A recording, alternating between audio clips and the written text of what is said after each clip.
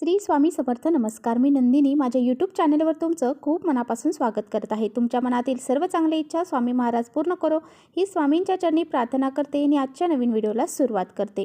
आज आहे 24 ऑक्टोबर 2024 वार गुरुवार आणि या दिवशी आलेला आहे गुरुपुष्यामृत योग. हा अतिशय दुर्मिळ योग आहे आणि हा योग वर्षातून 4 वेळा किंवा 2 वेळा हा येत असतो. ज्या वेळेस पुष्य नक्षत्र गुरुवारच्या दिवशी येते त्यावेळेस हा गुरुपुष्यामृत योग हा तयार होत असतो. म्हणून हा दिवस अतिशय महत्त्वाचा आणि शुभ मानला जातो. असं म्हटलं जातं की या नक्षत्रामध्ये साक्षात माता लक्ष्मीचा जन्म झाला होता. म्हणून या दिवशी माता लक्ष्मीची पूजा केली जाते. या नक्षत्रावरती अनेक शुभ कार्यही केली जातात. त्याचबरोबर काही वस्तूंची खरेदी देखील या दिवशी केली जाते आणि या दिवशी आपण जी काही कामं करतो त्या कामामध्ये आपल्याला यश मिळत असते. म्हणूनच या दिवशी अनेक जण सोने चांदी खरेदी करत असतात आणि या दिवशी सोने चांदी खरेदी जर आपण केलं तर ते सोने चांदी आपल्याला कधीही मोडायची वेळ येत नाही आणि आपल्या धनसंपत्तीमध्ये वृद्धी होते. या दिवशी बरेच जण जमीन खरेदी करणं, घर खरेदी करणं, अनेक नवनवीन वस्तूंची खरेदी करणं, गाडी खरेदी करणं, सोने चांदी खरेदी करणं यासारख्या मौल्यवान वस्तू या दिवशी खरेदी केल्या जातात.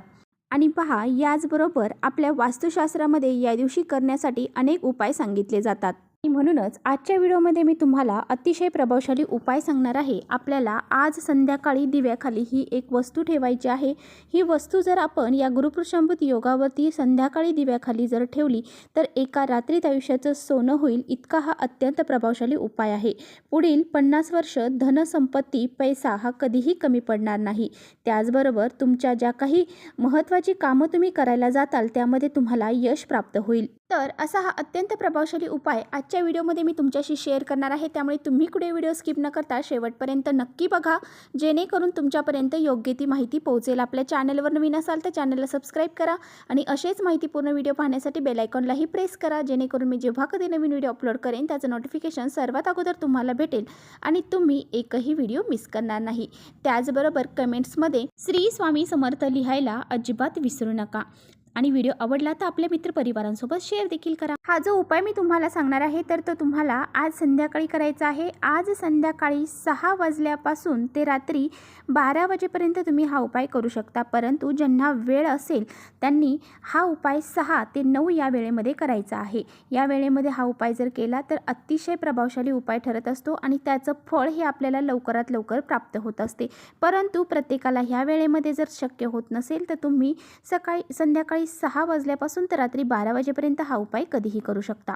गुरुपुष्यामृत योगावरती माता लक्ष्मी, कुबेरदेव आणि त्याचबरोबर आपल्या कुलदेवीची पूजा ही केली जाते. या दिवशी माता लक्ष्मी आपल्या सर्वांच्या घरामध्ये प्रवेश करत असते. यासाठीच आपल्याला माता लक्ष्मीला प्रसन्न करून घेण्यासाठी, आपल्या घराकडे आकर्षित करण्यासाठी हा जो उपाय आहे तर तो आपल्याला करायचा आहे. जर आपल्या घरामध्ये सतत आर्थिक अडचणी तुम्हाला जाणवत आहेत, पैशांच्या अडचणी तुम्हाला जाणवत आहेत, आलेला पैसा हा आपल्या घरामध्ये जर टिकत नसेल आणि तो पैसा कोणत्या ना कोणत्या मार्गाने घरातून बाहेर निघून जात असेल, कष्ट आणि मेहनत करून देखील आपल्या कष्टाला आणि मेहनतीला यश मिळत नसेल, तसेच घरामध्ये सुख शांती समृद्धी ही राहिलेली नसेल, त्याचबरोबर तुमच्या कुटुंबाची प्रगती होत नसेल, कुठेतरी प्रगती खुंटलेली आहे, मुलांची प्रगती होत नसेल, तर हा एक उपाय तुम्हाला आज संध्याकाळी आवर्जून करायचा आहे. हा उपाय आपण जर केला तर आपल्या घरामध्ये कधीही धनसंपत्ती पैसा हा कमी पडणार नाही.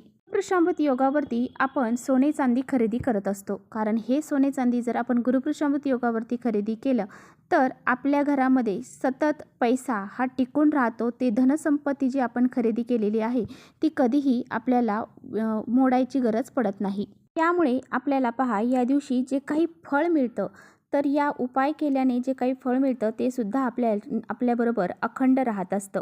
त्यामुळे असे काही उपाय ह्या योगावरती केले जातात. दिवा हे ज्ञानाचे, प्रकाशाचे प्रतीक आहे आणि पूजाच्या वेळी दिव्याला खूप महत्त्व दिलं जातं.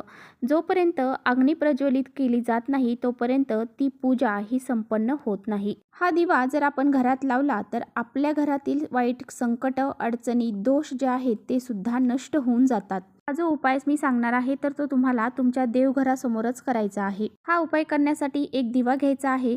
तो दिवा आपल्याला चांगलाच घ्यायचा आहे, कुठेही तुटला फुटलेला किंवा खराब झालेला घ्यायचा नाही।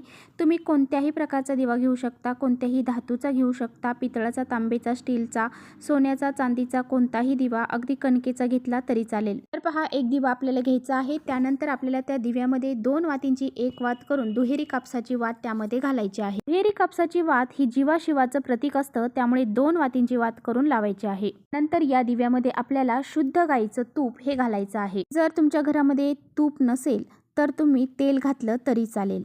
यानंतर आपल्याला या दिव्याखाली ठेवण्यासाठी एक प्लेट घ्यायची आहे। एक प्लेट घेतल्यानंतर त्या प्लेटमध्ये तुम्हाला हळद, कुंकू आणि गावरान तूप मिक्स करून एक स्वास्तिक काढायचं आहे। त्याचे 4 बिंदू द्यायचे आहेत, साईडने 2-2 रेषा तुम्हाला द्यायच्या आहेत आणि जोपर्यंत आपण ह्या साईडच्या 2-2 रेषा देत नाही तोपर्यंत स्वास्तिक हे पूर्ण होत नाही। स्वास्तिक हे मांगल्याचं प्रतीक आहे, त्यामुळे आपल्याला स्वास्तिक काढायचं आहे। त्यानंतर या स्वास्तिकवरती तुम्हाला जी हरभऱ्याची डाळ असते, पहा चण्याची डाळ, तर ती चण्याची डाळ एक मूठभर टाकायची आहे। त्यानंतर हा जो दिवा आहे तर तो आपल्याला प्रज्वलित करून त्या डाळीवरती ठेवायचा आहे। त्यानंतर हा जो दिवा आहे तर तो प्रज्वलित करायचा आहे। त्यामध्ये आपल्याला एक अख्खी लवंग जी असते फुलाची ती घालायची आहे आणि एक हिरवी वेलची ती टाकायची आहे। यानंतर या दिव्याला हळद, कुंकू, अक्षदा आपल्याला अर्पण करायचं आहे, फूल अर्पण करायचं आहे, धूपदीप दाखवायचा आहे। हा दिवा आपण संध्याकाळी 6 नंतर लावणार आहोत। घरामध्ये जी लक्ष्मी येण्याची वेळ आहे त्या वेळेमध्ये आपल्याला हा दिवा घरामध्ये, देवघरामध्ये लावायचा आहे। त्यानंतर आपल्याला तिथे देवघरासमोर बसून आसन टाकून बसायचं आहे आणि एक वेळा श्री सूक्ताचं पठण करायचं आहे, एक वेळा महालक्ष्मी स्तोत्राचं पठण करायचं आहे आणि त्याचबरोबर एक वेळा विष्णू सहस्त्रनामाचं पठण करायचं आहे। आता ह्या गोष्टी जर तुम्हाला पठण करणं शक्य नसेल तर तुम्ही यूट्यूबला लावून श्रवण केलं तरी सुद्धा चालेल। नंतर दोन्ही हात जोडून तुम्हाला महालक्ष्मीला प्रसन्न होण्यासाठी, घरामध्ये स्थिर राहण्यासाठी, आपल्या घरामध्ये ज्या अडचणी आहेत, समस्या आहेत, ज्या काही तुमच्या समस्या असतील त्या संपूर्ण तुम्हाला तिथे सांगायच्या आहेत। चण्याची डाळ जी आहे तर ती या दिवशी सोन्याप्रमाणे मानली जाते। या दिवशी अनेक जण सोने चांदी खरेदी करतात, परंतु ज्यांना सोने चांदी खरेदी या दिवशी करणं शक्य नसेल त्यांनी हरभऱ्याची जी चण्याची डाळ आहे तर ती सुद्धा खरेदी करू शकतात। जर आपण चणा डाळ घरी खरेदी करून आणली तर त्या घरावरती लक्ष्मी ही कायमस्वरूपी स्थिर राहते। अशा घरामध्ये कधीही धनसंपत्ती, पैसा कमी पडत नाही। म्हणूनच या दिवशी जर तुम्ही सोने चांदी खरेदी करू शकला नाही तर थोडीशी चणा डाळ खरेदी करून आणून या दिव्याखाली तुम्हाला ठेवायची आहे। तुमच्याकडे जर या दिवशी चणा डाळ तुमच्या घरामध्ये नसेल तर तुम्ही खरेदी करून आणू शकता आणि जर खरेदी करणं आणणं शक्य नसेल तर तुम्ही थोडेसे धने या दिव्याखाली ठेवू शकता। 2 वस्तू अतिशय महत्त्वाच्या मानल्या जातात, सोन्यापेक्षा बी जास्त मौल्यवान ह्या 2 वस्तूंना मानलं जातं। जर तुम्हाला या दिवशी सोने खरेदी करणं शक्य नसेल तर तुम्ही चणा डाळ आणि धने आवर्जून आपल्या घरामध्ये खरेदी करून आणायचे आहेत। त्याचबरोबर हळद देखील या दिवशी तुम्हाला थोडीशी घरी खरेदी करून आणायची आहे। हा दिवा तुम्ही लावल्यानंतर संध्याकाळी 12 वाजेपर्यंत कमीत कमी चालू राहील याची तुम्हाला काळजी घ्यायची आहे। गुरुपुष्यामृत योग हा आज सकाळी 6 वाजल्यापासून ते उद्या सकाळी 6 वाजेपर्यंत असणार आहे। त्यामुळे त्यानंतर दुसऱ्या दिवशी सकाळी ह्या दिव्यामधल्या ज्या वस्तू आहेत तर त्या तुम्हाला निर्माल्यामध्ये टाकून द्यायच्या आहेत आणि जी चणा डाळ आहे तर ती तुम्हाला, आणि त्या चण्याच्या डाळीचं तुम्हाला थोडीशी डाळ जी आहे तर ती तुमच्या रोजच्या वापरायच्या चणा डाळीमध्ये टाकायची आहे आणि थोडीशी डाळ जी आहे तर ती तुम्हाला थोडासा गुळाचा खडा घेऊन गाईला खाऊ घालायची आहे। तर अशा पद्धतीने हा अतिशय साधा आणि सोपा उपाय तुम्हाला आज संध्याकाळी आवर्जून करायचा आहे। तर चला इथेच थांबवते। माझा व्हिडिओ आवडला असेल तर नक्की लाईक करा, चॅनलवर नवीन असाल तर चॅनलला सबस्क्राईब करा।